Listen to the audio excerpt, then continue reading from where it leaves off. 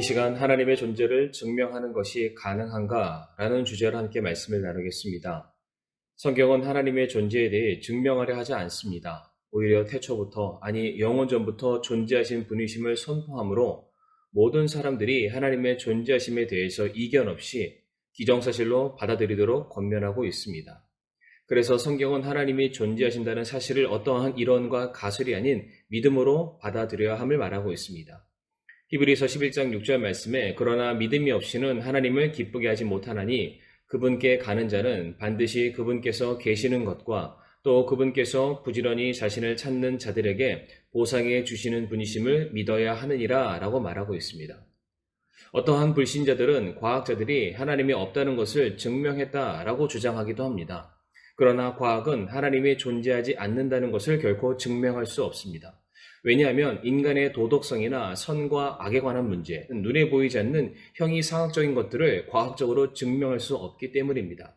더불어서 과학에서 주장하는 어떠한 법칙 자체 역시 그들이 진리라는 일종의 믿음을 전제로 과학적인 탐구를 진행하는 것이기 때문입니다.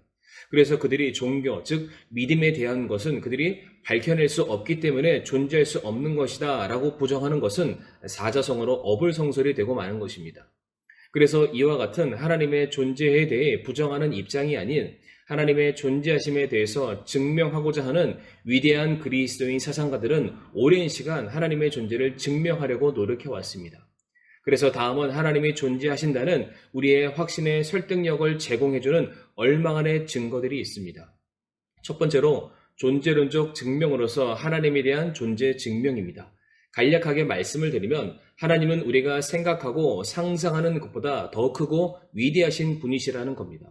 그래서 인간이 아직 우주의 끝을 발견하지 못했고 또 바닷속 가장 깊은 곳을 다 관찰하지 못한 것처럼 그보다 더 크신 창조주 하나님에 대해서 인간이 볼 수도 알 수도 없을 뿐이지 그렇다고 해서 하나님이 계시지 않는 것이 아니라는 것입니다. 그리고 반대로 하나님께서 인간의 생각과 그들의 상상하는 그 이해 안에서 발견이 된다, 측량이 된다면 오히려 그분은 하나님으로 불릴 수 없다는 것입니다. 두 번째로 원인론적인 증명으로서의 하나님의 존재 증명입니다.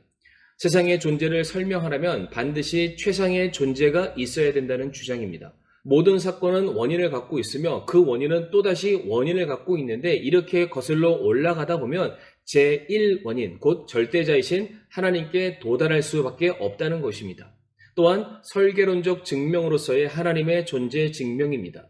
시계라는 물건이 만약 있다면 그것은 그냥 우연에 의한 존재하는 것이 아니라 그것을 만든 설계자와 혹은 만든 사람이 있다는 것을 증명할 뿐만 아니라 그것이 존재하는 수단과 목적이 있음을 또한 설명해 주는 것입니다. 같은 이유로서 세상의 모든 자연 만물, 우주 역시 그것을 만든 설계자가 있음을 암시해 주는 것입니다. 특별히 우주에 얽힌 질서와 복잡한 모든 증거들은 지적인 설계자의 존재에 대해서 더더욱더 우리에게 확신을 부여해 주고 있습니다.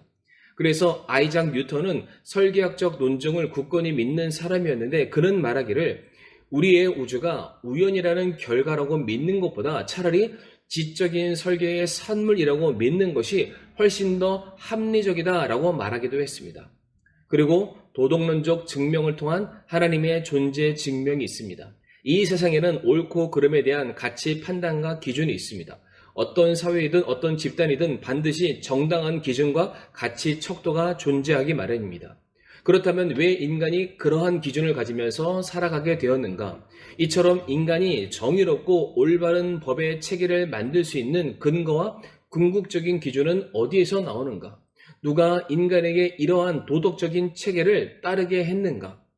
각각의 인간이 완전하지 못하고 연약하다는 것을 인정할 때에 이러한 질문의 가장 타당한 대답은 바로 최고의 도덕적인 신, 곧 하나님의 존재하심이 답이 될 수밖에 없다는 것입니다.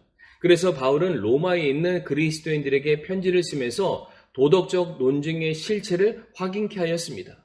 로마서 2장 15절 말씀에 이런 사람들은 또한 자기의 양심이 증언하며 자기의 생각들이 서로 고소하고 변명하는 가운데 자기 마음속에 기록된 율법의 행위를 보이느니라 라고 말하고 있습니다. 이와 같이 모든 증거들은 하나님은 실제로 존재하시며 믿기 원하는 사람들에게는 충분한 증거가 된다는 것을 확인시켜 줍니다. 그러나 반대로 믿기를 거절하는 사람에게는 그 어떠한 증거도 그들을 납득시킬 수가 없다는 사실입니다. 당대의 물리학자여 발명가이자 지성인이었던 파스칼은 다음과 같은 말을 남겼습니다. 당신은 어디에 내기를 걸 것인가?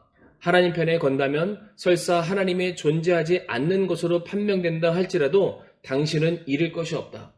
그러나 하나님을 반대하는 것에 당신이 내기를 건다면, 그리고 당신이 틀리고 하나님이 존재한다면 당신은 모든 것, 하나님으로부터 비롯된 영생과 천국과 무한한 축복 모든 것들을 잃게 될 것이다 라고 말했다고 합니다. 그렇다면 그리스도인인 우리는 어떻게 하나님의 존재를 증명할 수 있겠습니까? 우리는 하나님이 우리에게 주시는 그 말씀을 통해서 매일의 삶 속에 하나님의 임재하심과 인도하심을 느끼며 더불어 그분의 사랑을 알고 그분의 은혜를 경험하며 지금도 우리는 살아가고 있습니다. 하나님은 우리에게 너무나도 기적적인 놀라운 구원을 허락해 주셨고 그 구원으로 말미암은 우리들의 삶에 놀라운 변화가 있었기 때문에 우리는 결단코 하나님의 존재 자체를 부정하거나 부인할 수 없다는 사실입니다. 그러므로 오늘 하루 우리를 구원하시고 자녀 삼아주신 살아계신 하나님 아버지께 찬양과 영광을 돌려드리는 그러한 복된 날이 되기를 간절히 바라며 오늘 말씀을 마치겠습니다.